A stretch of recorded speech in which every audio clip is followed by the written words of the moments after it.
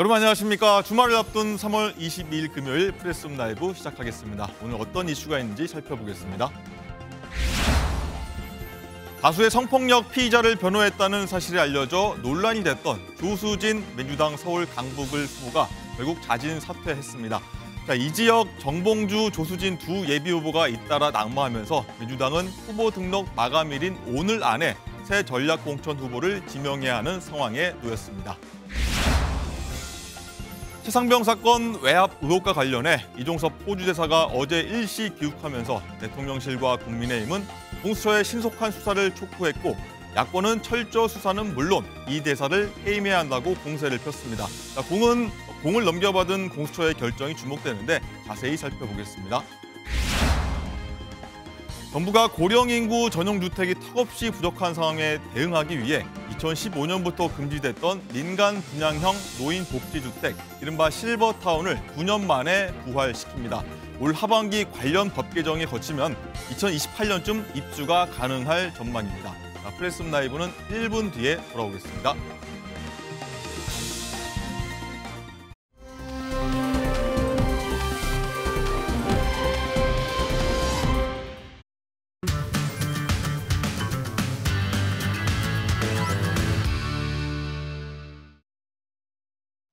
네, 저희 유튜브 채팅창에서 토론하시면 시청하는 재미가 2배, 3배니까요. 많은 참여 바라겠습니다. 자, 저희 프레스룸 라이브의 뉴스 핵심 관계자분들 나오셨습니다. 안녕하십니까? 네, 반갑습니다. 반갑습니다. 네. 자, 이제 총선이 11대로 들어왔습니다. D-19. 공식 선거운동 개시를 일주일 앞둔 어제 여야 대표들은 나란히 텃밭에서 지지층 결집에 나섰는데요. 그 모습부터 저희가 보도록 하겠습니다.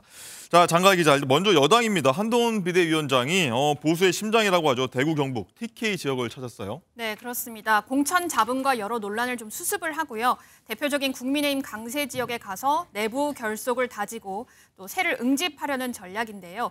한동훈 위원장은 여기서 이재명 대표의 민주당을 심판해달라 이렇게 호소했습니다. 목소리 들어보시죠. 오늘부터 모든 후보를 결정하고 드디어 진짜 선거를 향해서 출발합니다. 그 출발하는 시작점이 바로 여러분들이 계시는 대구인 것이 저는 너무나 자랑스럽습니다. 여러분, 저희가 대구에서 출발합니다. 여러분, 저희가 전국에서 사랑받고 전국에서 선택받겠습니다. 반드시 이기겠습니다. 고맙습니다. 이재명의 범죄 세력과 통진당의 후예들이 대한민국을 장악하고 대한민국의 주류를 장악해서 대한민국을 망치는 것을 막겠습니다. 여러분, 대구가 저희와 함께해 주십시오. 네, 현장 분위기 굉장히 뜨거웠습니다. 정광재 대변인, 일단은 국민의힘이 여러 논란 속에 일단 텃밭인 TK도 좀 흔들리는 거 아니냐 이런 무성이 나오고 있어서 여기 먼저 찾은 거다 이런 좀 해석도 나오는데 어떻습니까, 분위기? 254개 지역 선거 어느 한 곳 중요하지 않은 곳이 없죠. 그러나 누가 뭐라고 하더라도 우리 국민의힘의 전통 지지층은 TK, 특히 대구 분들이 라고 많은 분들이 생각하실 것 같습니다. 네. 한동훈 비대위원장이 이런 얘기했었죠. 대한민국이 어려울 때 항상 대한민국을 지켜온 사람들이 대구 분들이다. 이런 자긍심을 항상 가지고 있다라는 말을 했었는데 지금 선거, 이번에 치러지는 선거는 윤석열 정부 3년 차에 치러지는 선거잖아요. 네. 앞으로 임기가 3년 남았는데 이번 선거에서 국민의힘이 만약에 패배할 경우에 남은 3년의 국정을 제대로 운영한다는 게 상당히 어렵습니다. 국정 운영이 어렵다는 것은 대한민국이 위기에 처할 수도 있다는 가능성을 내포하고 있기 때문에 이런 부분들을 차단하기 위해서 대구 분들께 더 많은 사랑을 받고 싶고 또 그 대구에서 부는 바람을 중심으로 해서 수도권까지 우리 정당에 대한 애정을 좀 더 확산시키려고 하는 움직임이라고 보시면 좋을 것 같습니다. 네, 전략적 방문이다 보면 되겠는데 일단 김재호 대변인님, 일단 한 위원장을 보면 한마디로 민주당한테 질 수 없다, 범죄자 연대, 종북 통진당 막아야 한다, 이렇게 좀 강경 발언도 하는데 민주당 입장에서는 좀 어떻게 들으십니까? 제가 어제 대구에 7개 후보 선거 캠프에 다녀왔습니다. 그렇습니까? 대구 갔다 왔는데 제가 좀 놀랐던 게 네. 굉장히 좀 험지라 격려를 해주려고 갔는데 반대로 제가 좀 기를 받고 왔고요. 네. 그 대구 거리에 한 400개 낙하산 공천, 그 국민 추천제라고 하는 낙하산 공천을 규탄하는 현수막이 400개 걸려 있는 게 굉장히 시내에 굉장히 많이 붙어 있습니다. 굉장히 놀라웠고 거기다가 이제 뭐 도태우 후보 관련된 지역구도 엄청나게 지금 막 반발이 심하더라고요. 그래서 이러한 보수의 어떤 갈등, 분열 이런 게 있다 차원에서 좀 결집을 위해서 한동훈 위원장이 그런 방문을 하고 발언을 하신 건데요. 네. 사실 그런 우클릭 행보 발언이 수도권과 PK에는 또 악영향을 줄 수가 있거든요. 거기다 국민의힘에서 지금 밝혀진 것만 범죄 확정된 분 사명 공천자가 4명이나 나왔습니다. 그래서 이러한 것들이 좀 딜레마다 이렇게 보고 있습니다. 네. 방금 도태우 후보 말씀하셨는데 서정욱 변호사님 일단 대구 하면 5.18 관련 논란으로 공천 취소했던 도태우 변호사죠. 지금은 대구 중남구 무소속 후보 등록했는데 인근에 출마한 분들이죠. 최경환, 조원진 이들하고 뭐 현지에서 무소속 연대하자 이런 얘기가 나왔었는데 안 하겠다 이렇게 얘기했습니다. 어떻게 보십니까? 뭐 그거는 이제 당연히 안 할 걸로 보이고요. 성격이 조금씩 다 틀립니다. 서로 간에. 예. 그래서 이제 그 독자적으로 완주할 걸로 보이는데 문제는 이제 도태우 변호사가 지지를 일부 얻는 이유가 뭐냐?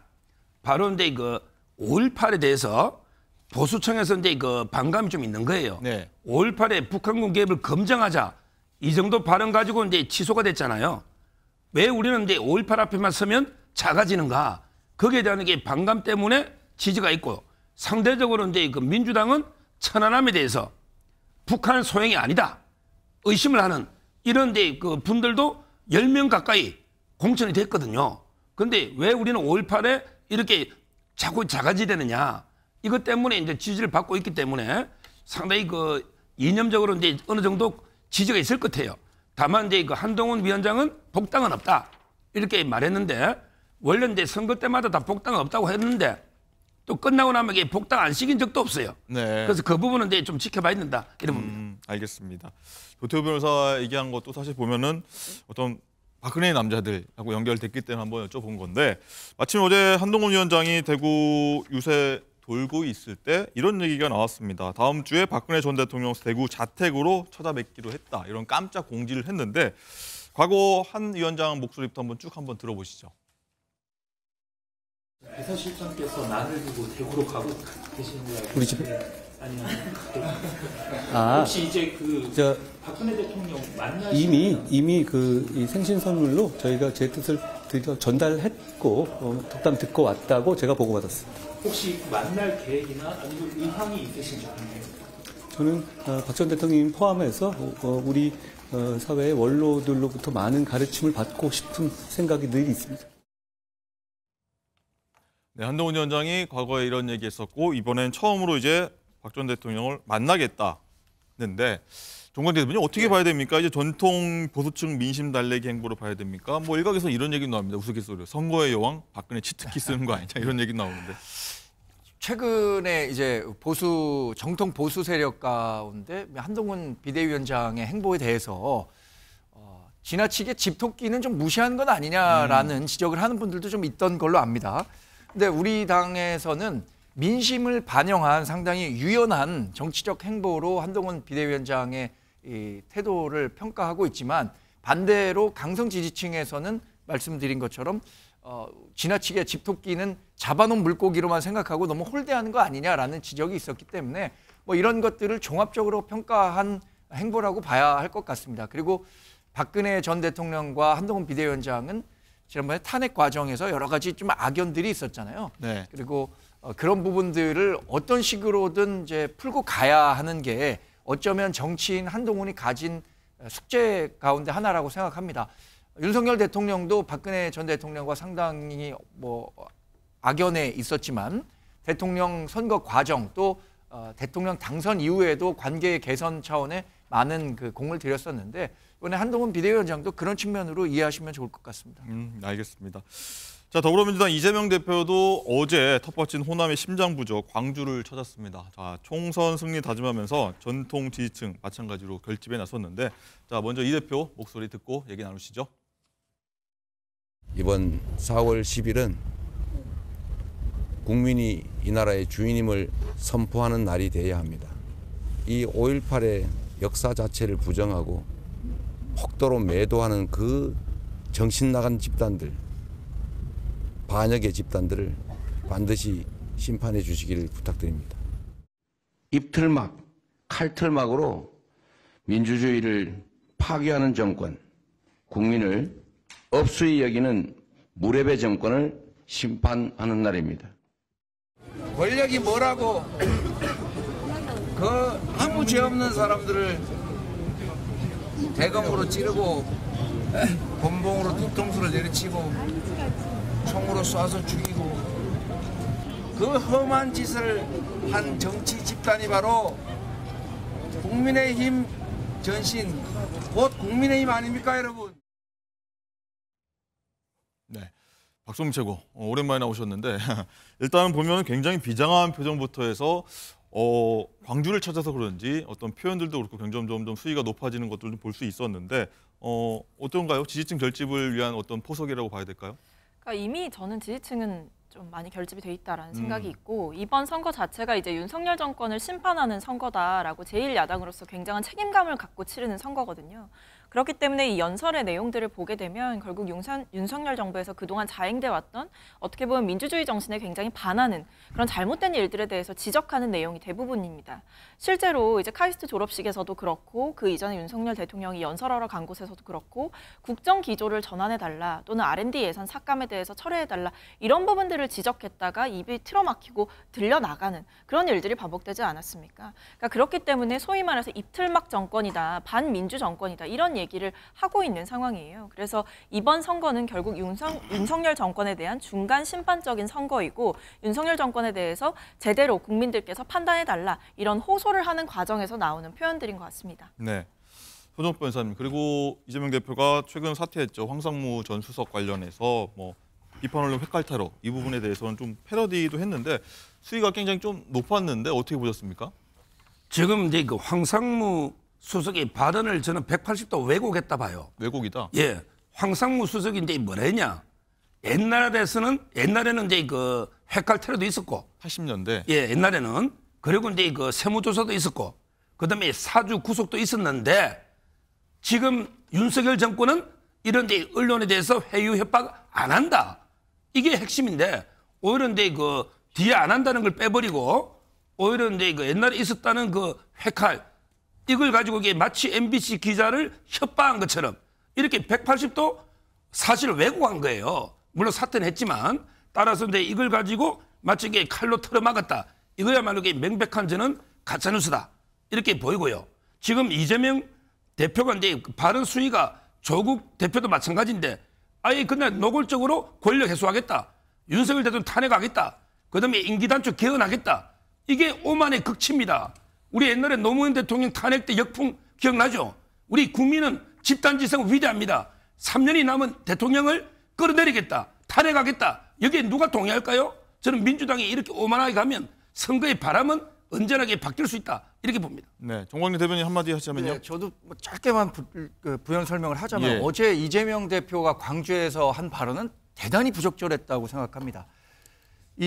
곤봉으로 뒤통수 내려치고 총으로 쏴 죽이고 이게 국민의힘의 전신이라고 얘기를 했는데 국민의힘이 우리 지금 당사에 3명의 존영이 걸려 있습니다. 이승만, 박정희, 김영삼 대통령이 걸려 있는데 이 쿠데타 세력 처단해서 역사적으로 평가한 게 김영삼 정권입니다. 근데 이 우리 집단에 대해서 곤봉으로 뒤통수 내려치고 총으로 쏴서 죽이고 한 사람들의 후신이다. 이렇게 얘기하는 것은 아무리 자신들의 지지층을 결집하기 위한 발언이었다고는 하지만 분노를 일으켜서 상대방을 악마화시키는 거 그렇기 때문에 우리 한국 정치가 지금 대화 타협 이게 실종된 거 아닙니까? 대통령 되겠다는 발언이 저런 발언을 공공연한 장소에서 한다는 것 자체가 대단히 부적절했다고 저는 생각합니다. 김재호 대변인 한 말씀 하셔야 될 것 같습니다. 부적절했다고 얘기를 하시는데. 아니 저는 우리 정광재 대변인님 심정은 알지만 선거를 앞두고 그 마음은 알지만 국민의힘이 민정당의 후손이고 민정당이 어떤 당입니까? 전두환 노태우가 만든 당 아니겠습니까? 그거 자체를 부정하는 말씀은 좀 너무 나간 말씀이시죠. 민정당을 부정하십니까? 저는 정말 그렇게 묻고 싶습니다. 저희는 민정당과 이 민정당의 전신이 이제 민자당이 되고 그게 새누리당, 신한국당 됐고 했던 부분은 이해하지만 그것과 관련해서 역사적인 평가를 마지막으로 종결시킨 정권은 우리 김영삼 정부였고 지금도 우리가 전두환 전 대통령이나 노태우 전 대통령에 대해서 이루어진 역사적 평가에 대해서 부인하지는 않습니다.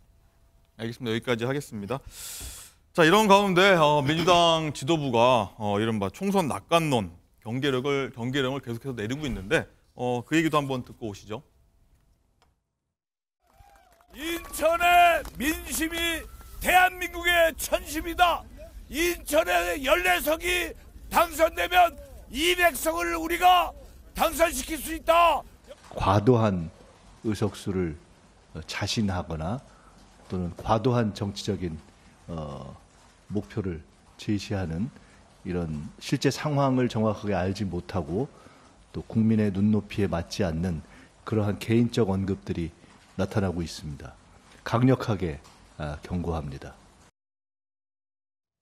네, 강력하게 경고한다. 입단속하자 이런 얘기인데 김재호 대변인님 일단은 200석 얘기가 좀 잊을만 하면 나오고 하거든요. 일단 자신감일 수도 있고 어떤 바람일 수도 있는데 좀 조사들이 좀 유리하게 당내에 좀 나오는 거 있어서 좀 근거가 있이 얘기하는 건가요? 일단은 민주당 선거 압승이라는 그런 후보들의 말씀은 전혀 근거가 없고 천부당 만부당한 지금 말씀을 하고 계신다. 원래 이쯤 되면은 후보자들이 자신에게 유리한 여론조사를 인용을 해서 뭔가 좀 지지층을 결집시키고 선거 바람을 일으키려고 좀 오바를 하는 경우가 있죠. 그런데 저희 당 현실을 보면은 원내일당 진보 세력 가반을 좀 자체 목표로 하고 있거든요. 이재명 대표도 하루에 365km 그다음에 생목으로 선거 유세하고 있고 저 같은 당원도 어제 대구 가서 7개 후보 방문하고 왔습니다. 네. 엄청 절박하고 이런 상황인데 무슨 선거 압승입니까? 천부당 만부당한 말씀이라고 생각합니다. 일단은 후보들 같은 경우에는 우리가 이기니까 우리한테 찍어라 이런 취지로 좀 얘기하고 있다. 이렇게 받아들이면 될까요? 예. 알겠습니다.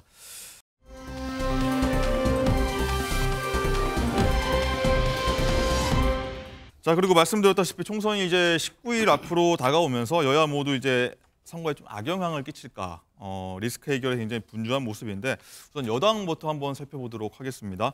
자, 장가희 기자, 일단 어제 귀국한 이종섭 대사 거취를 놓고 여야가 굉장히 첨예하게 지금 맞붙고 있어요. 어제부터. 그렇습니다. 한동훈 위원장 입장에서는 부임한 지 얼마 되지 않은 대사를 한국에 귀국을 시켜서 호주의 외교적인 결례까지 범할 수밖에 없었던 건 그만큼 정부가 민심을 좀 민감하게 받아들인 결과라면서 이제는 공수처와 민주당의 화살을 돌렸습니다. 하지만 민주당에서는 사건의 본질인 이 수사 외압 의혹은 아직도 해결된 게 없기 때문에 이종섭 특검 그리고 국정조사까지 추진하겠다고 압박을 했습니다.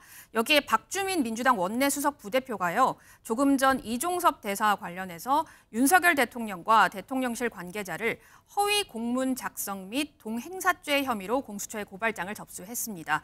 어제 인천공항에 도착한 이종섭 대사의 발언 그리고 여야의 목소리까지 들어보시죠. 체류하는 기간 동안에 공수와 일정이 조율 잘 되어서 조사받을 수 있는 그런 기회가 있으면 좋겠다는 생각입니다. 중요한 선거 앞두고 이렇게 시끄럽게 언론 플레이하고 직접 입장문까지 내는 수사기관을 본 적이 없습니다. 이제 답은 공수처와 민주당이 해야 할 일이지 지금까지 정말로 문제가 있었으면 빨리 조사하고 끝내야 되는 것입니다. 그런데 아직 준비가 안 됐다면 이건 공수처와 민주당이 총선 앞두고 정치질을 한 겁니다.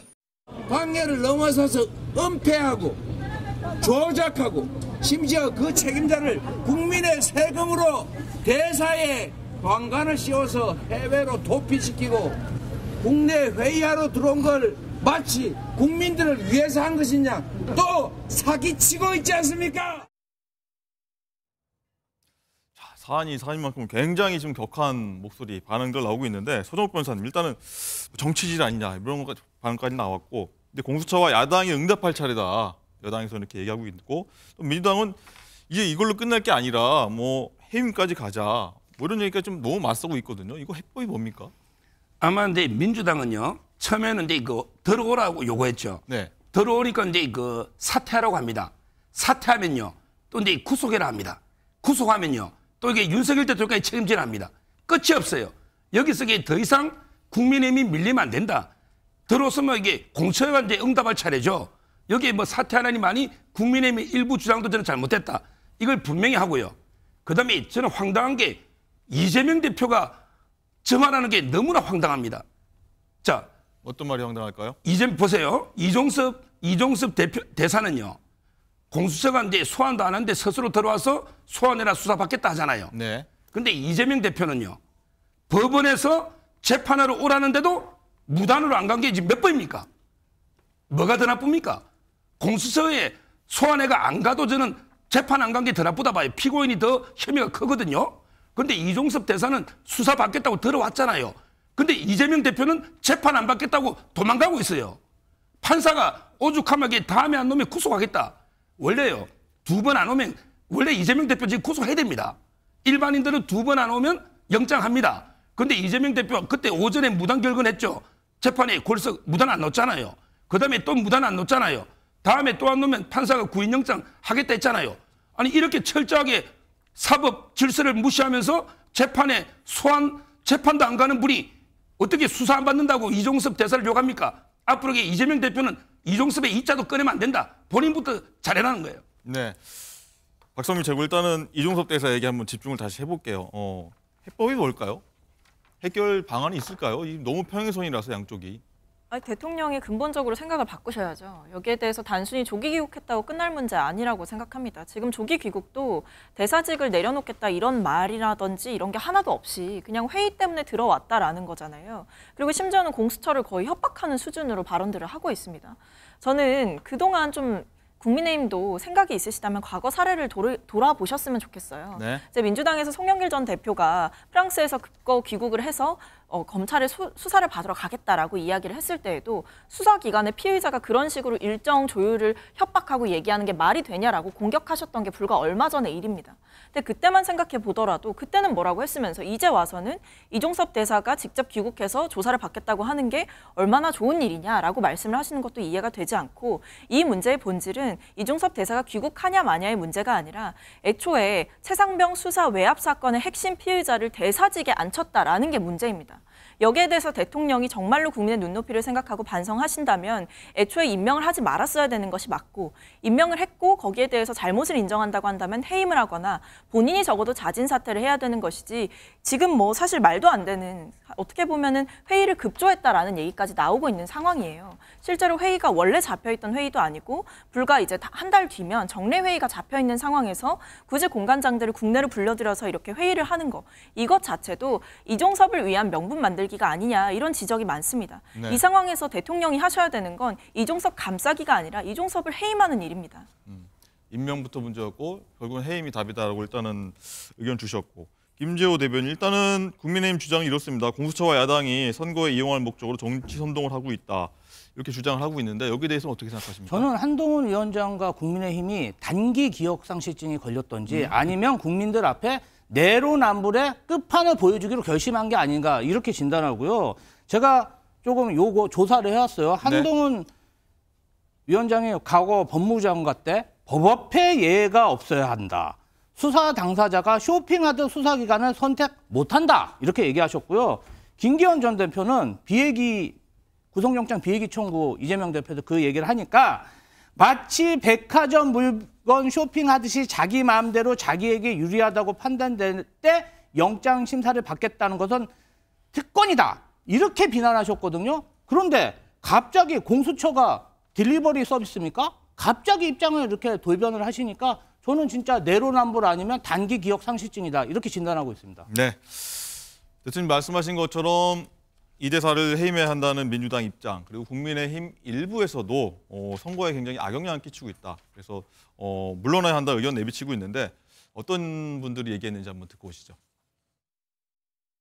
사퇴하고 떳떳하게 당당하게 또 수사를 받아야 되고 캐럿증 다 띄고 받아야 됩니다. 이게 국민의 눈높이입니다.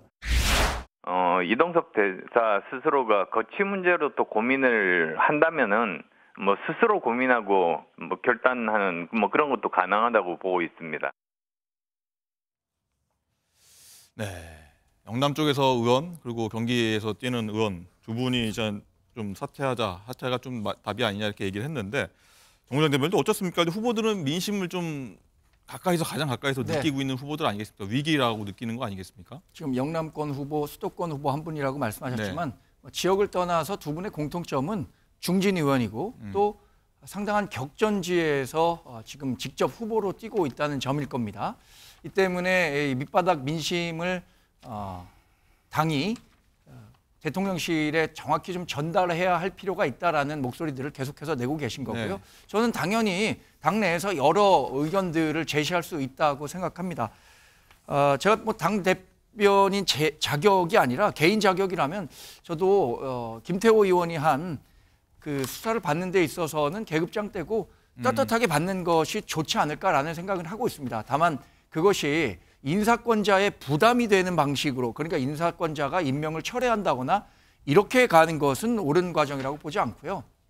개인이 인사권자의 부담을 덜어주는 방향으로 선택을 한다면 어떨까라는 예를 생각을, 들면 자진 사퇴, 네, 뭐 그건 개인적인 생각이라는 단서를 붙여서 네. 말씀드리고 싶습니다.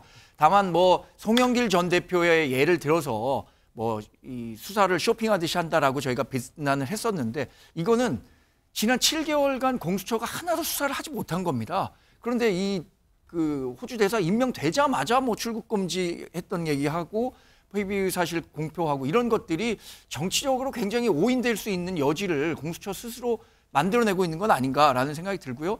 가서 떳떳하게 수사 받겠다고 했으니까 공수처가 수사 일정 빨리빨리 조율하는 건 수사기관으로서의 의무 아닐까요? 네. 정호대 대변인 일단은 대통령은 부담 지우지 않는 방향으로 했으면 좋겠다는 네. 의견을 좀 주셨는데, 장가 기자, 일단은 대통령실 입장은 나온 게 있습니까? 그 이후에? 이종섭 대사 귀국 후에 별다른 공식 입장은 없는데요. 윤석열 대통령이 한 발 물러나서 어찌됐든 이 대사를 자진 귀국을 시켰기 때문에 당분간은 좀 여론의 추이를 지켜볼 것으로 보입니다. 네. 일단은 계속 얘기 나오는 게 공수처로 일단 공이 넘어갔습니다. 여기서 결정을 뭐 수사를 빨리 하든 뭐 천천히 하든 결정을 해야 될 것 같은데, 소정욱 변호사님, 일단은 공수처에서는 조금 난감하다, 이종섭 딜레마에 빠졌다, 이런 얘기가 많이 나옵니다. 왜냐하면 아직 기초수사가 끝나지 않았는데 이 대사를 부를 수 없는 거 아니냐. 또 하나는 이제 공수처는 그래서 언제 부를 것이냐, 어떻게 할 것이냐, 여기에 대해서 굉장히 딜레마에 빠졌다고 하는데, 이 상황 어떻게 보십니까? 저는 이제 법조인으로서 답답한 게요. 우리 언론들이 아무도 출국 금지 법조문을 아무도 안 봐요. 출국 금지가 이게 뭔지를 몰라요, 언론들이. 한번 설명해 주시죠. 예, 법에 보면요 6가지가 있는데, 이재명 대표는 이제 그 조국 대표처럼 피고인이잖아요. 이럴 때는 이제 출국 금지 할 수 있어요. 피고인은 이제 그 유죄가 나올 확률이 97%거든요. 이런 경우는 할 수 있는데, 근데 피의자는요, 고소 고발은 우리 몇백만 건 있잖아요. 오늘도 고소 고발 하잖아요. 아무나 한단 말이에요. 이럴 때 무조건 출국 금지하는 게 아니고, 네. 요건이 사형, 무기징역, 장기 3년 이상 중범죄일 때.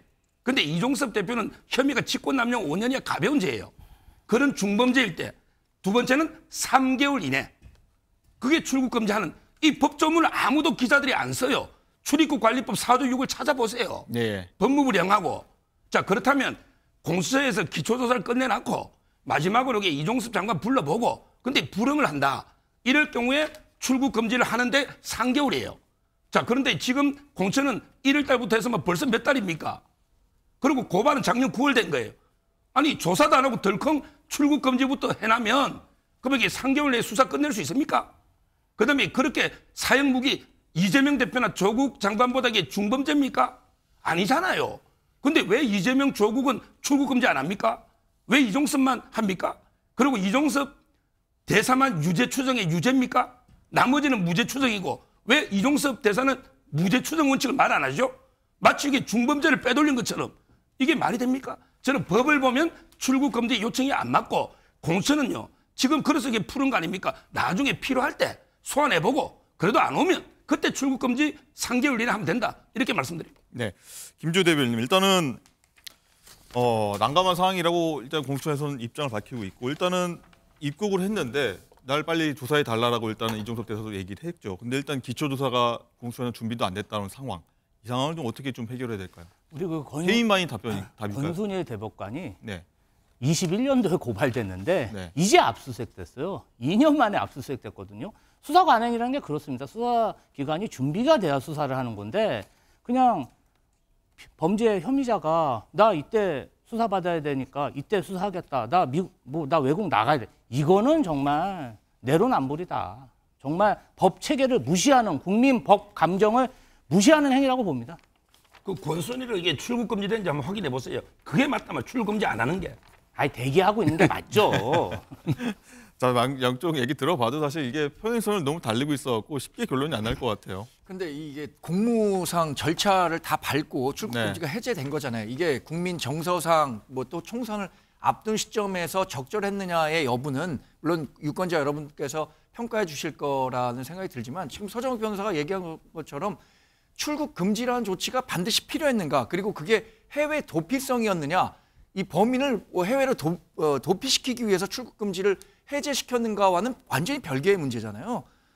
그리고 그 호주 대사 갔을 때도 언제든 수사가 필요하다면 돌아와서 수사를 받겠다고 했었으니까 그걸 도피성 해외 출국이었다, 출국 금지 해제였다라고 하는 민주당의 프레임은 잘못된 것이다라는 말씀을 드리고 싶습니다. 결론이 안 날 것 같으니까 다음 사안으로 한번 넘어가도록 하겠습니다. 자, 국민의힘 위성정당인 국민의미래 비례대표 명단에서 뒤로 밀려서 순번에 반발해서 이제 사퇴한 인물이죠. 주기환 전 광주시당 위원장 얘기인데, 자, 장가희 기자, 일단은 대통령실이 민생특보로 일단 전격 임명을 했어요. 어제 좀 여러 말들이 좀 나와요. 그렇습니다. 이 민생특보 자리는 새로 생긴 자리인데요. 주기환 특보와 윤석열 대통령은 지난 2003년 3년부터 2년 동안 광주지검에서 근무할 때 검찰 수사관과 검사로 인연을 맺었다고 합니다.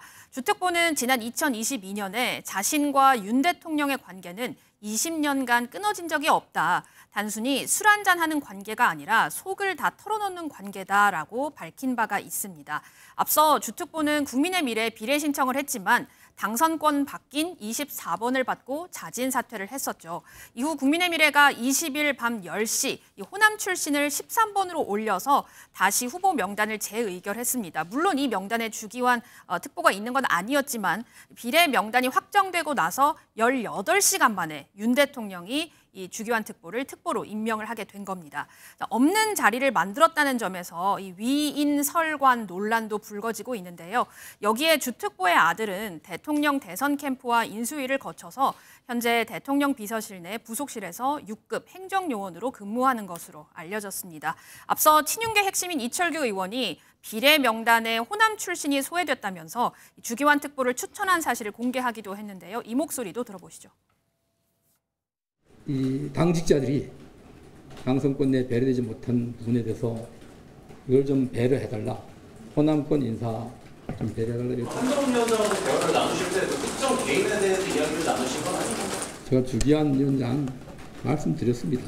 대통령 선거 때 그 어려운 광주에서 함께하면서 당시를 확장해 오셨고, 지난번 선거 때는 광주시장 후보로 출마해서 상당한 득표를 올리면서 호남 지역에 우리 당의 당시를 확장하는데 큰 공헌을 하신 분입니다.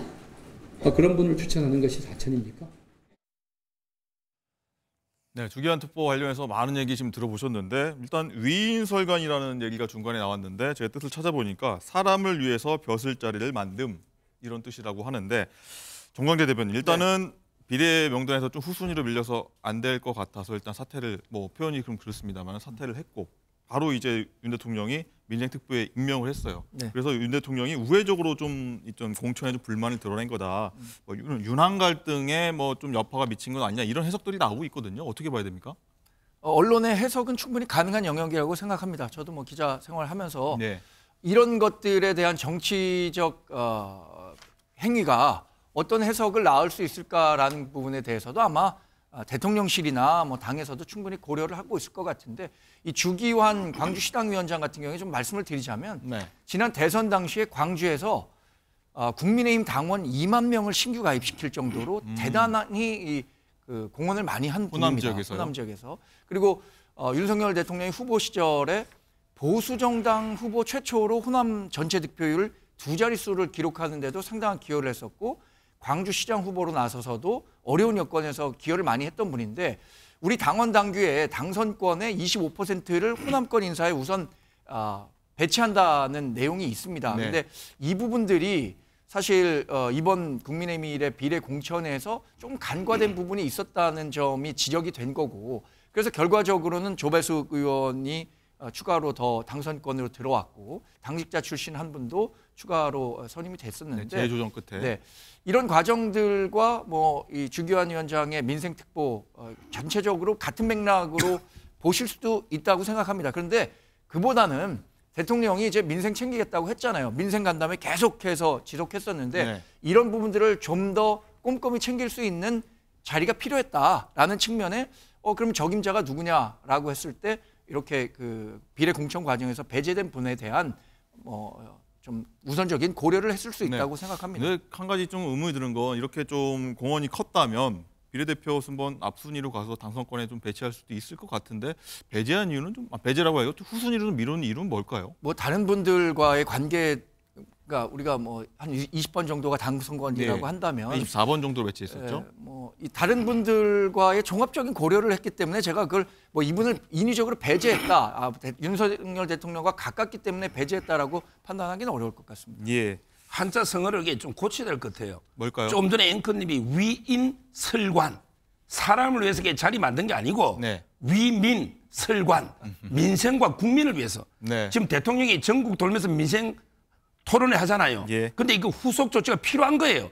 그래서 민생과 국민을 위해서 자리를 만들어 준 거죠. 위민설관입니다. 알겠습니다. 김재호 대변인 어떻게 보십니까? 윤 대통령이 좀 우회적으로 공천에 대한 불만을 드러낸 거다. 아니면 어떻게 보십니까? 윤석열 대통령이 지금 시간을 그냥 과거로 돌려서 민정당 시대에 대통령 총재를 정말 꿈꾸고 있는 겁니다. 왜 당무에 개입합니까? 공천 과정인데. 그리고 한동훈 위원장이 세면 어떻고 대통령이 세면 어떻습니까? 이거 내가 밀었던 사람이 밀렸어? 중2병 환자입니까? 사춘기 소년입니까? 이 지금 중2병식 국정 운영을 하고 있고요. 뭐 윤석열 대통령의 사적 인사 원칙이 사실 지난 2년간 국정 기조를 전 놀랍지도 않습니다. 이태원 참사 책임이 있는 그 이상민 행안부 장관 어떻게 했습니까? 아직도 지금 유지되고 있어요. 여기다 아들은 대통령실 행정관, 아버지는 대통령 특별보좌. 어디 대통령 친구 아닌 아버지 자식들에게 미안해서 살겠습니까? 저는 대한민국이 질풍노도의 위기에 닿아 있고 국정 인사를 이렇게 그냥 사춘기식 중2병식으로 하기 때문에 앞날이 아주 깜깜하다 이렇게 평가합니다. 전덕범 변호사님 한마디 하시죠. 아니 뭐 이거는 시청자님들이 판단할 겁니다. 저는 당무에 적극적으로 개입했다면 윤석열 대통령이 정말로 민정당 총재처럼 당무에 적극적으로 가입했다면 이런 갈등이라는 언론의 평가가 불가능했겠죠. 또 하나 이상민 행안부 장관에 관한 말씀은 헌법재판소에서 어떻게 했습니까? 9대0 기각한 거예요. 탄핵했는데 이상민 장관에게까지 책임을 물을 수 없다라고 어떤 평가가 끝난 것에 대해서 그분이 왜 아직도 행안부 장관에 있느냐라는 문제를 제기한다면 그 탄핵 관련한 판결문 한번 읽어보시기를 권해드립니다.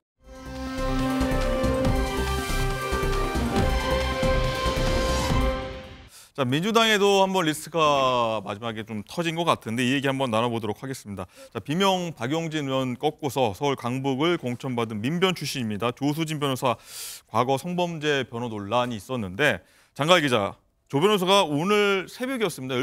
밤 12시 넘어서 갑자기 발표했던 것 같은데 사퇴를 전격적으로 했어요. 그렇습니다. 글을 올린 시간이 새벽 0시 46분께였습니다. 자신이 변호사로서 최선을 다했듯이 국회의원이 되어서도 할 수 있는 모든 일을 다 하려고 했지만 국민들이 바라는 눈높이와는 좀 달랐던 것 같다라면서 자신이 완주한다면 선거 기간 이 논란이 계속될 것이다. 이제는 당에 대한 공격을 좀 멈춰달라 이렇게 호소를 했습니다. 조 전 후보는 스스로를 인권 변호사로 칭하고요. 민변 사무총장 출신이라는 점을 주요 경력으로 내세웠는데 실제 변호한 사건 이력을 좀 보면 다수의 이 성폭행 사건 가해자를 변호를 한 적이 있습니다. 자, 그런데 여기서 또 2차 가해까지 한 것으로 드러나서 사퇴 요구가 계속 커졌습니다. 며칠 전 조 전 후보는 이 성범죄 가해자들을 다수 변호한 데 대해서 이렇게 언급하기도 했습니다. 변호사님이 성범죄 가해자들 다수를 변호한 바가 있다. 이런 보도가 나왔는데 이거에 대해서는 좀 말씀을 해주신다면요. 제가 이것도 생각을 많이 해봤는데 뭐 헌법 얘기도 할 수 있고 여러 얘기가 있습니다만은 저는 변호사로서 직업윤리에 기해서 이제 법에 근거해서 변론을 한 것입니다만은 그걸 느꼈어요. 이제 국민들께서 공직자에게 바라는 눈높이는 다르시구나라는 걸 느껴서 제가 그 부분을 좀 더 많이 이제 배워야겠다. 그걸 좀 느꼈습니다. 네, 김재호 대변인님, 일단은 보면은 국민을 위한 공복으로 다시 태어나겠다. 좀 약간 반성하면서 이제 앞으로 잘하겠다. 이렇게 얘기를 하면서 자진 사퇴 안 할 것 같았는데 어젯밤에 무슨 일이 있었는지 입장을 바꾼 거예요. 어젯밤에 좀 어떤 얘기 있었는지 들으셨습니까? 뭐 그거는 뭐 제가 알 수 없는 영역이고요. 네. 제가 생각하기엔 그렇습니다. 조수진 변호사가 수임한 그런 논란이 되는 범죄들은 물론 법적으로 책임도 져야 되고 윤리적으로 비판받아야 되고 진짜 윤리적 책임도 따르는 그런 중대 범죄라고 생각하고요. 그렇지만 우리나라 사법체계는 아무리 중대한 범죄 혐의자라도 변호사의 조력을 받아야 할 권리가 있습니다. 직업으로서 변호사로 활동하는데 변호 활동 자체를 마치 범죄를 저지른 공범처럼 치부하는 것은 맞지 않다고 생각하고요. 이런 논란은 두더라도 전당원 투표를 통해 선출된 공당 후보가 선거 등록을 하루 앞두고 사퇴하는 것에 대해서는 좀 당원 입장에서는 좀 유감이고요. 그렇습니까? 당성이 떨어지는 이런 인재 영역 공천의 폐해라고 저는 생각하고 앞으로 민주당 시스템 공천이 이 부분을 좀 개선해 나가야 될 것입니다. 근데 어쨌든 당을 위해서 결정을 한 것 같은데 그래도 좀 유감으로 보십니까? 그래도 완주했어야 된다고 아니죠. 보십니까? 이거는 뭐 자기가 범죄를 저지른 것도 아니고 공인으로서 본인이 앞으로 이 부분에 대해서 입장을 밝히고 자기의 처신을 어떻게 할 건지에 대해서 의지를 말하고 그다음에 법체계에 대해서 재발 방지를 약속하고 나아가야죠. 이렇게 좀 비판받는다고 그만두면은 안 돼. 당에 큰 피해를 주는 거죠. 오히려 피해를 주군요. 그럼요. 게. 그렇군요.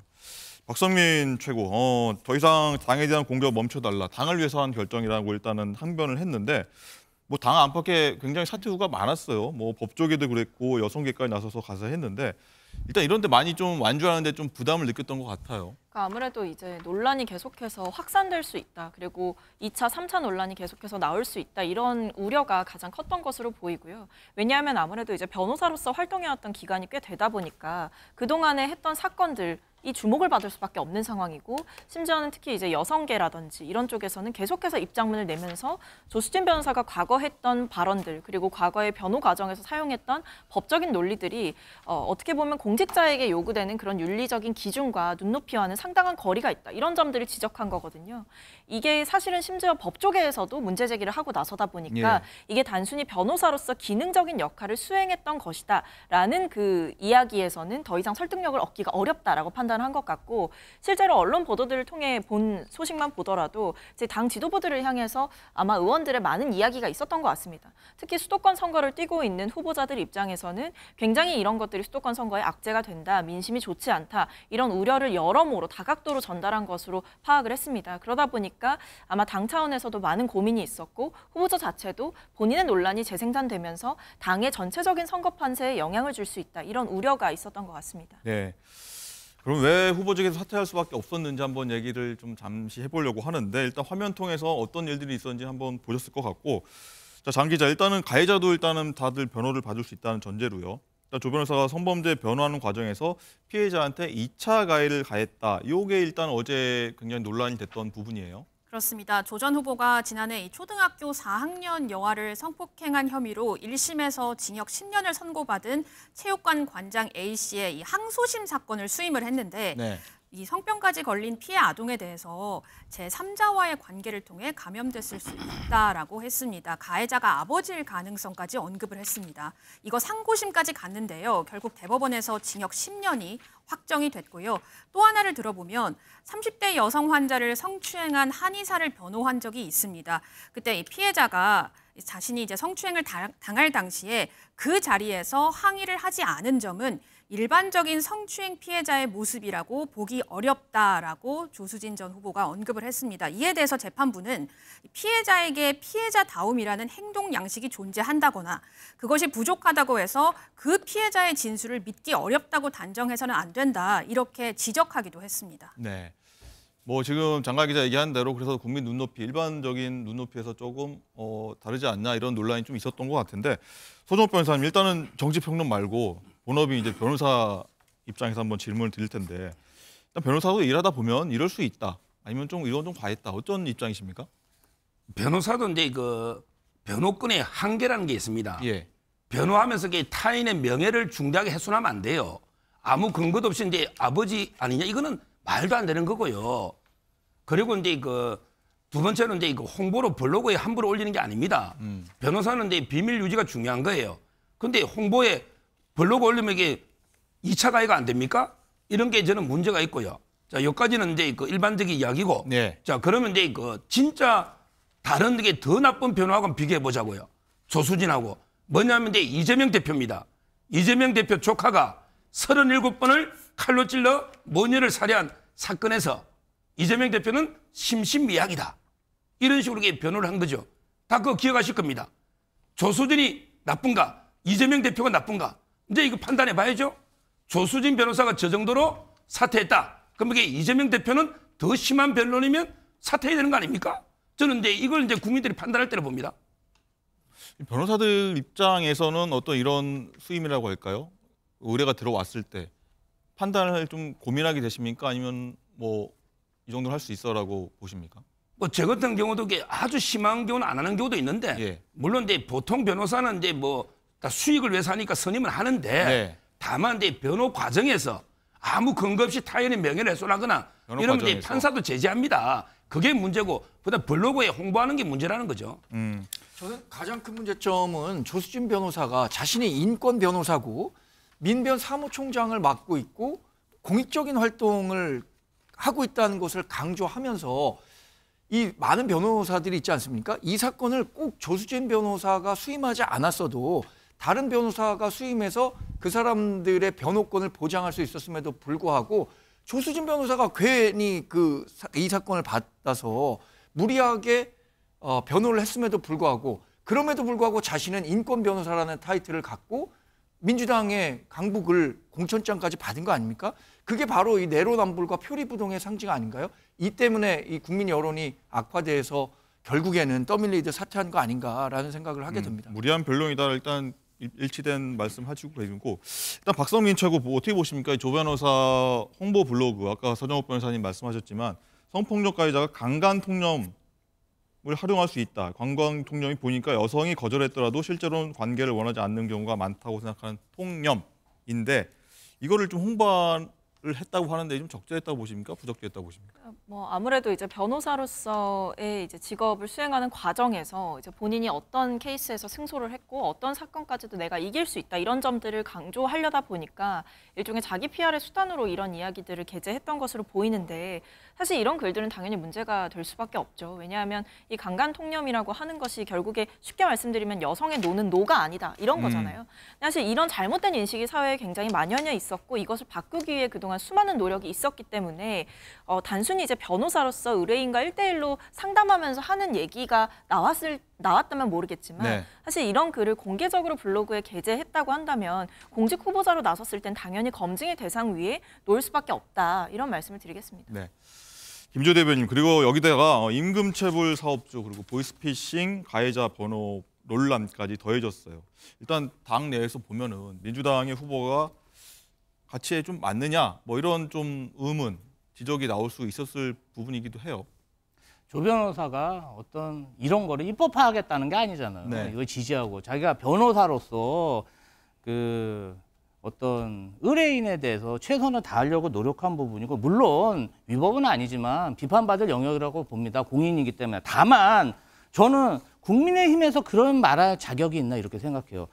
해병대 최상병 승진 사건 지금 이종석 호주 대사 때문에 얼마나 시끄럽습니까? 신범철 전 국방부 차관, 임종득 전 국가안보실 2차장 모두 국민의힘 공천 받았고요. 청주 서원의 김진모, 서천 남해 하동의 서천호, 네. 충남 당진의 정용수 후보 사면 받고 그냥 법원 확정 판결에 잉크도 마르기 전에 다 지금 공천 받았어요. 네. 범죄 혐의자 공천하지 마십시오. 예. 알겠습니다. 조수진 변호사 얘기 한번 집중하도록 하겠습니다. 자, 조수진 변호사 논란에 대해서 여야 대표도 공방을 주고받았는데 한번 차례로 듣고 오시죠. 초등학생이 강간 피해를 당했는데 아버지가 그랬을 수도 있다라는 식의 변호를 하는 경우는 상식적으로 없습니다. 이런 행동들이 저 당에서는 용인될 수 있는 겁니다.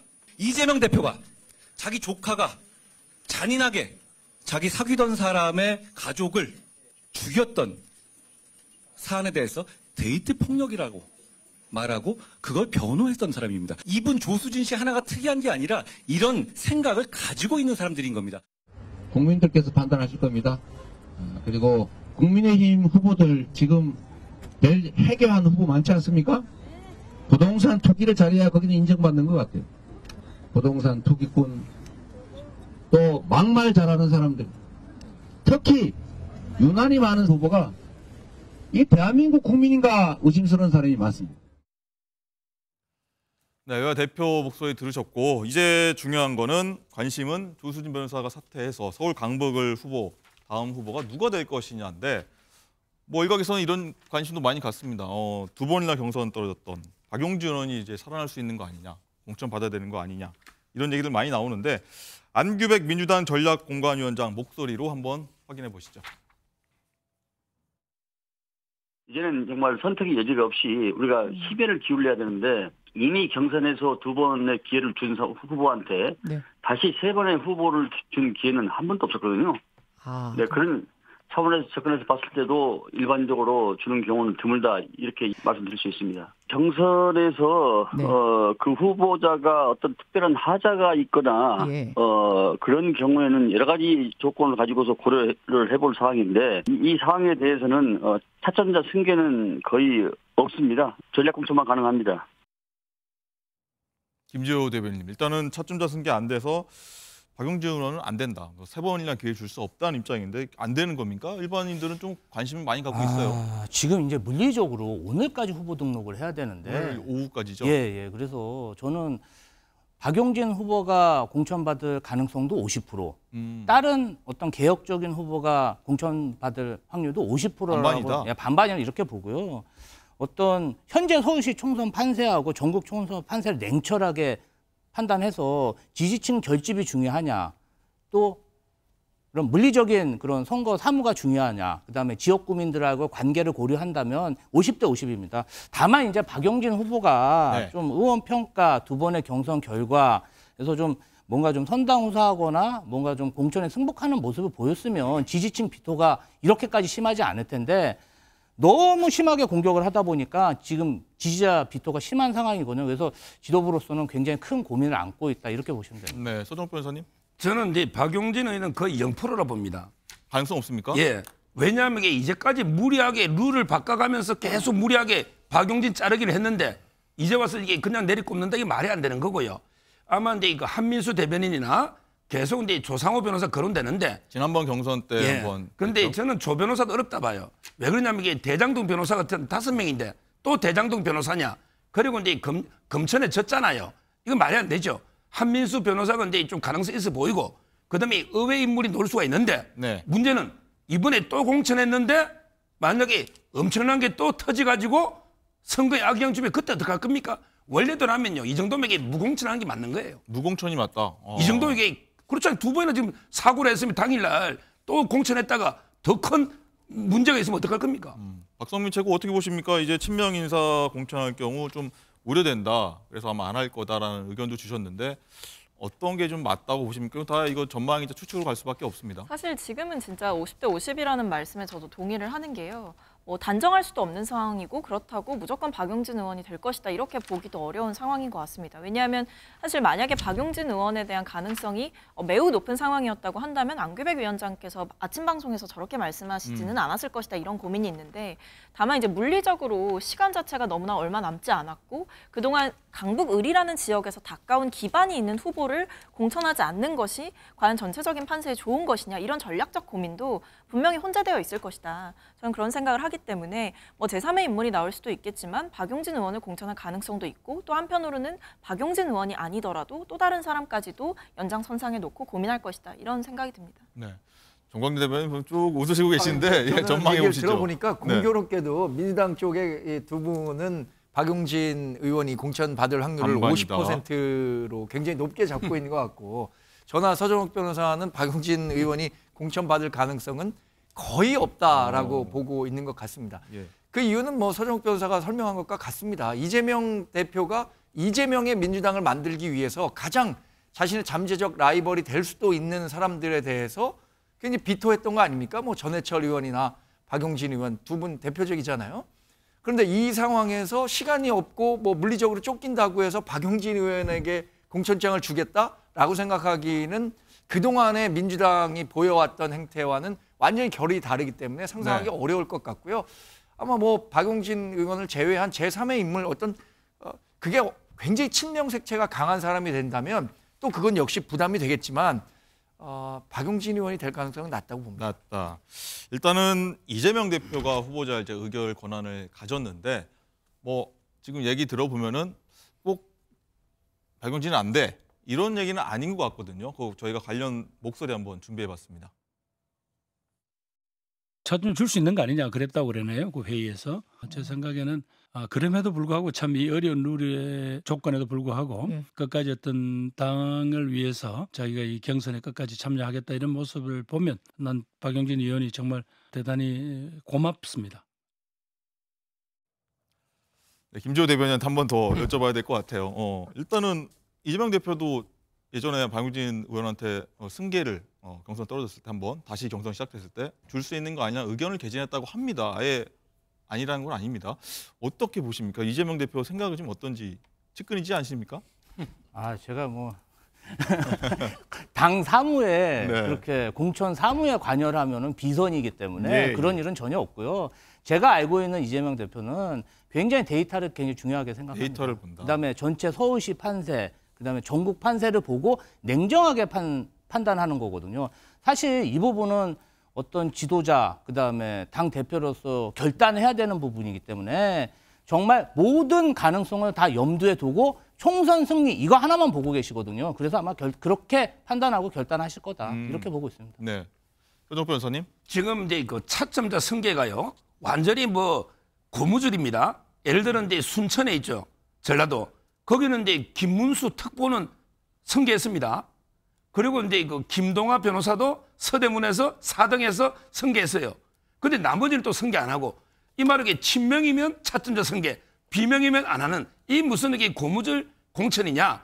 뭐 자기들 논리는 과정상의 문제냐 아니면 과정 후의 문제냐 하지만 그게 구별됩니까? 그런 게 과거 글을 쏘은 게 과정의 문제와 똑같잖아요. 네. 저는 이게 고무줄로 봐요. 네, 김지호 대변인 손 드셨습니다. 예, 이 부분은 그렇게 말씀하시면 안 되고 예. 순천 김문수는 그 공천 과정에서 불법이 드러나가지고 지금 그렇게 된 거고 그다음에 김동아 후보 같은 경우도 마찬가지입니다. 뭔가 좀 2차 가해, 성폭력 2차 가해가 불거졌다 보니까 차점자가 올라간 거고 이 부분은 경선에서 완전히 끝났는데 국민 정서에 부합하지 않는 당 공천 전략에 부합하지 않는 경우에 관해서 하는 부분인데 그걸 동일선상에 보면 안 되죠. 네, 박성민 최고좀 어떻게 보십니까? 이 박용진 의원이 경선에서 굉장히 낮은 점수를 득표를 굉장히 낮게 해서 민주당 당원 쪽에서는 여론이 좀 안 좋은 것 같다는 인식이 좀 드는데 일단은 박용진 의원이 뭐 이제 좀 영향력이랄까요? 서울 시내에서의. 그래서 전체 서울 선거에서 영향을 줄 수 있다 이런 얘기도 나오는데 이 부분 전체도 어떻게 보십니까? 저는 만약에 이제 박용진 의원을 공천하게 됐을 때 당에 어떤 영향을 끼칠 거냐, 저는 좋은 영향을 끼칠 거라고 봅니다. 왜냐하면 그게 이제 박용진 후보에 대한 뭐 후보로를 떠나서요. 소위 말해 이제 감동 공천, 반전 공천이라고 하잖아요. 네. 이게 지금까지 공천이 지금 거의 다 마무리가 됐고 이제 끝나는 상황이지만 사실 지금 한동훈 비대위원장도 뭔가 젊은 청년들이나 여성들을 많이 공천할 것처럼 얘기했지만 그걸 전혀 지키지 못했거든요. 그리고 사실상 현역 불패다 이런 얘기가 나올 정도로 현역 기득권을 지켜주는 방향, 친윤들을 챙겨주는 방향으로 공천이 이루어졌단 말이에요. 그런 상황 속에서 민주당이 여기서 만약에 절대로 박용진 의원을 주지 않지 않겠느냐라는 일각의 시각을 깨고 박용진 의원에게 공천을 한다던가 이런 새로운 반전의 모멘텀을 만들었을 때 저는 이게 수도권 선거에서 절대 나쁜 영향을 주지는 않을 것이다. 소위 말해 반전 공천, 감동 공천 이런 거를 해볼 수 있는 기회가 우리에게 남아있는 것이 아니냐 이런 말씀 드리고 싶습니다. 정관계 대변인 여기 하나 여쭤보고 싶은 게 사실 총선이 이제 19일 남았습니다. 네. 19일 남았는데 서울 강북을 지역 같은 경우는 이제 후보가 아직도 민주당이 오늘 오전 상으로는 결정이 안 되는 상황입니다. 예. 유권자들은 어떻게 생각할까 사실 좀 궁금하기도 하거든요.